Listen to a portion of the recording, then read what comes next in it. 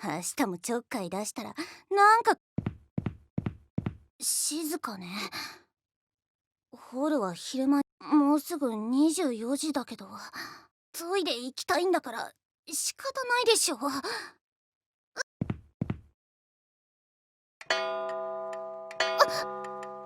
やば。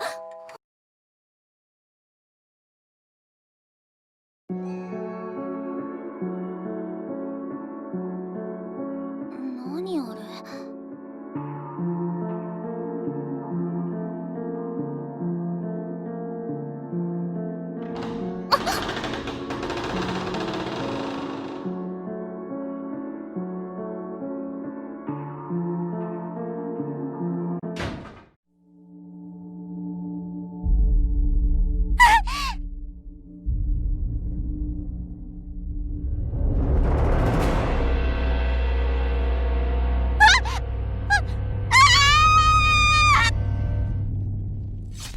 Hello everybody and welcome to today's video. We are talking about Death End Request 2 today. This is a game that I was really looking forward to. Anybody who is a long-term subscriber to this channel knows that I was a big fan of the original Death End Request, and I was really interested to see how Idea Factory was going to be able to back that game up, because I did feel like it was quite the complete picture. It didn't really need a sequel, let alone to be turned into a franchise. But I think Idea Factory was encouraged by how successful the original game was, both in terms of the way that people responded to it and I would imagine sales. So we have got a sequel. It is evidently been turned into a franchise. So yeah, as long as they continue along the quality of this, then I'm going to be quite happy about that.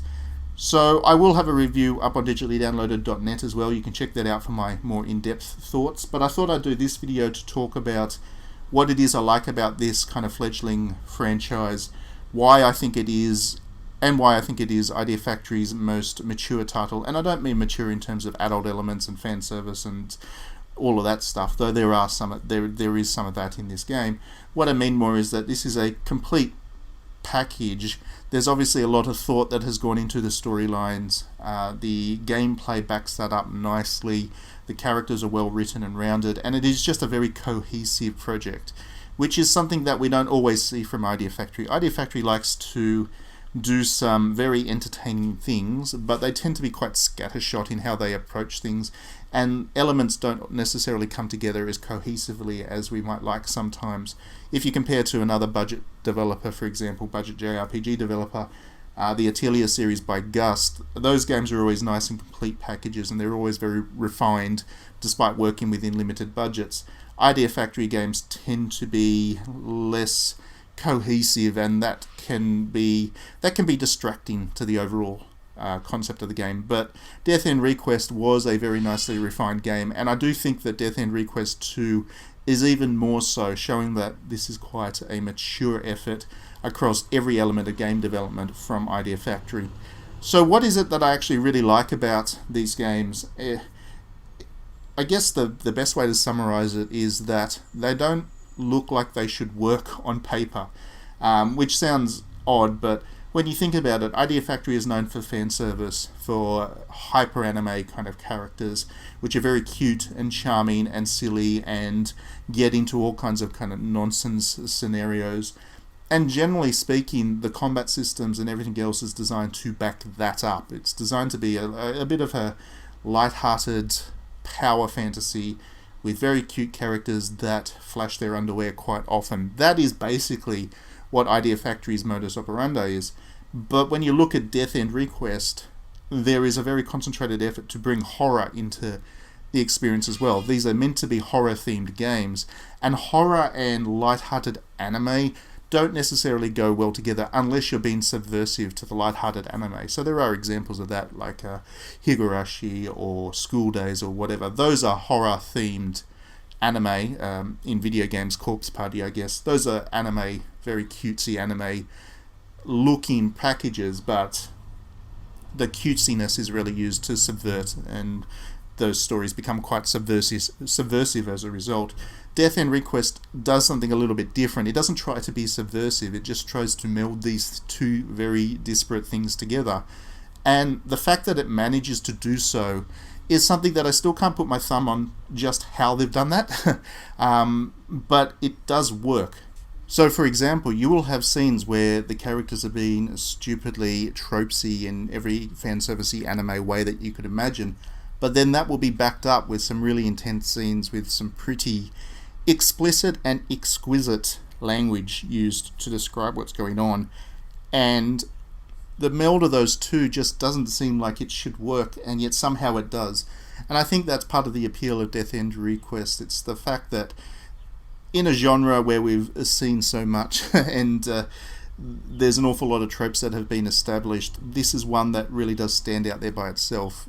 Death End Request and its sequel, they don't really have a comparison in that there isn't really anything that does the hardcore horror and the hardcore fanservicey anime together in a way that is still cohesive and interesting, quite like this series. So that was where the appeal to this series kind of started with me. Another thing that I found really interesting about Death End Request 2 is that I actually initially thought that it was going to be a digression from the original, in that it seemed like it was going to get rid of the science fiction elements. So the original Death End Request had virtual worlds involved. You were able to enter the computer space. There was kind of bugs and stuff. Bugs being computer bugs manifest as monsters to fight and allies to join your party, and all of that kind of virtual world stuff was very interesting to me, because it is something that I've done a lot of research and study and writing on myself. The increasingly blurred lines between reality and the virtual world, that game did engage with that theme in a way that was quite interesting. I thought that a lot of that stuff was being removed from the sequel. Originally, it doesn't seem like any of that is going to be there at all, actually, because your character gets dropped into this medieval European kind of Dracula-style gothic town, and while it's certainly creepy enough, it doesn't seem like it's particularly technology-heavy. That changes, and I can't talk about it too much because I don't want to give away spoilers for one thing, and on top of that, I've been sworn to secrecy via embargoes. I can only show footage for the first couple of chapters of the game, so you're not going to see any of that, and I'm not going to talk about it. But the point being, this game does have a nice sense of mystery to it, which starts out feeling like it's going to be a fairly down the line gothic horror thing. Yes, the characters are dressed up as the anime gothic Lolitas and they do all that kind of cutesy stuff, and there's fan service, but it does feel like it's going to be a fairly linear, straight down the line narrative. That does change within the first couple of chapters. Probably about the 5th or 6th hour you start to have the mystery really start to unfurl in full, and it goes places, and it's kind of a roller coaster of a game. It's not too long. Idea Factory games are never overly long experiences, but this one doesn't really put too much pressure on your time by Jrpg standards. At the same time, it does keep you engaged and pulls you along for what is a pretty interesting ride. So that was another thing I really loved about the game, the way that it involves a mystery, the way that it still manages to keep you on your toes right throughout the narrative, and it doesn't let you get bogged down or bored by anything. It's not a particularly difficult game, and I do think that's for the good of it. If you just make sure that you're fighting the enemies along the way as you go, you're going to end up nicely leveled, especially if you engage with the system whereby if you overkill enemies by knocking them around pinball style, then you will get overkill bonuses to your experience points. Your characters will level up pretty quickly. Through most of the game, I was getting new levels at a very snappy rate every couple of battles, and because of that, by the time I got up to the boss battles, I found them fairly straightforward. As with most Idea Factory games, there are difficulty spikes, and those I think will be frustrating to people who are not as familiar with Idea Factory titles, but it's nothing unmanageable, and I think that is for the good of the game as well, because it does keep it moving forward. As with any Idea Factory game, I think if you ever got really bogged down and felt like you had to grind away and the narrative wasn't progressing at a snappy rate, you would get bored with the experience. But I think that Idea Factory really recognizes that. They want to make sure that you get in, you enjoy your time with the game, and you get out before it overstays its welcome. And I think that, once again, like I said at the start of the video, Death End Request is 2 is the most refined and mature game by Idea Factory, and that is another manifestation of that. It is a very well-paced experience, I felt.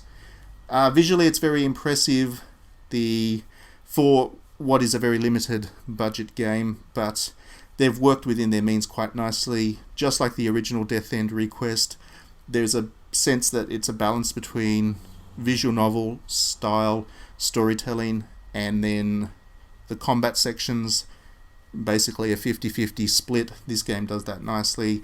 Idea Factory really does know how to do the visual novel. You would have known that if you played a Data Live game.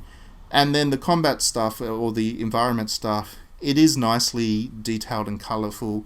The monster design is effective. It's probably not as creepy as I would have liked. I think if there is one weakness in the whole game, it's just the fact that the monsters don't have the same impact that the rest of the story would suggest that they should have. But that's really splitting hairs. I did enjoy the monster designs for the most part. I enjoyed the creepiness of the world. It's quite intense and quite enjoyable.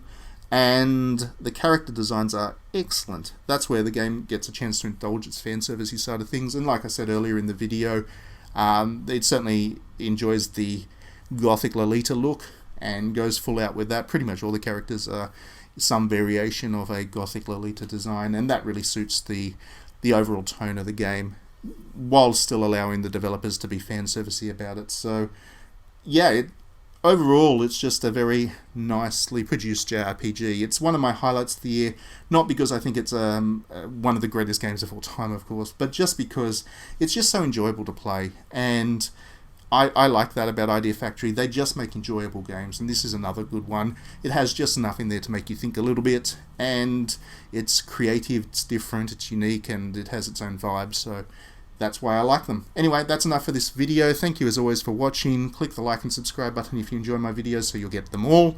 And please consider backing me on Patreon, because that support will help me to grow the channel further. Otherwise, have a great weekend, and we will see you at the next video.